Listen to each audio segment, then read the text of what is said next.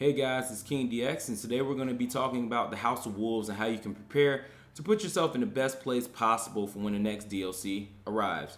So what we're going to do today is we're going to go over a few tips that should help you maximize your earning potential, let's say, for when the next DLC comes out. So the first thing we're going to want to do is we're going to do a couple things to help maximize how quickly we can upgrade our gear in the next DLC. Now, the first thing I've done, and that I'm still somewhat working on, is as you can see, I have my factions maxed out, almost maxed out. They're normally off by about a point or two from going on to their next level. Now, the reason for this is that because, as we learned with the dart below, when you turn in new packages after the DLC comes out, you can get new items, and these new items will come with whatever power increase the next DLC brings. So by doing this, when we turn our packages in, or we earn our next reputation level and we get a package, that package is guaranteed to have new level gear in it. So that's going to be the first step. So to get this done, you're just going to simply level up your reputation in that particular faction. Once it gets to around 10 points from going on to the next level, you want to stop. The reason I'm saying 10 points is because if you do a patrol mission, any simple patrol mission, without any type of a nightfall bonus or modifier on, you'll get at least 10 experience or 10 reputation in this case.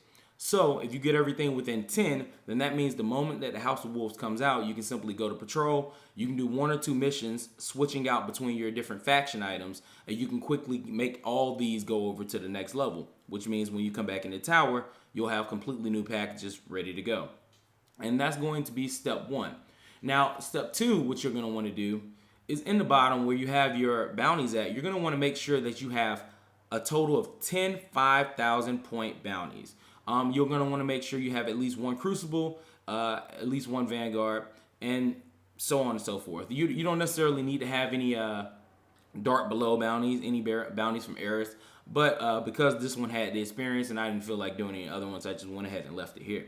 Now, the reason you want to have 10 of these is because they're all worth 5,000. So if you have 10 of them ready to go the moment the DLC drops, for any new gear that you get, that's a total of 50,000 experience you can immediately put towards it. So if you want to have a jump start and a head up on your friends in the competition, that's going to be the best way to go. Make sure that you have these bounties stored up. And if you do have multiple characters, then what you can simply do is make sure that all your characters have those bounties already equipped and ready to go. And then you can simply swap your items between characters. And then if you have 3 of the same class, that's 150,000, 2 of the same class, 100,000, 150,000, but that's still a lot of experience. The next thing we'll want to do is we'll want to start saving some of our packages. Notice I said some and not all. Now, there are 2 packages you want to keep, and I'm going to show you. You're going to want to save any public event completed packages that you get. Why? Because public event packages do contain experience. And if you want to get a head start, obviously having a lot of experience quickly for access is going to be your best way to go. The second thing you're going to want to do is save Cryptarch packages. Why are we saving Cryptarch packages? Simply because Cryptarch packages can contain legendary engrams. Now, as you may already know, or you may have learned the hard way from when the dart below dropped, your packages already contain items in them the moment you get them. So the moment it pops up on the screen saying that you have a package waiting for you at the postmaster, those packages do at that moment already contain items. So technically every Cryptarch package that I have in here has an item in it.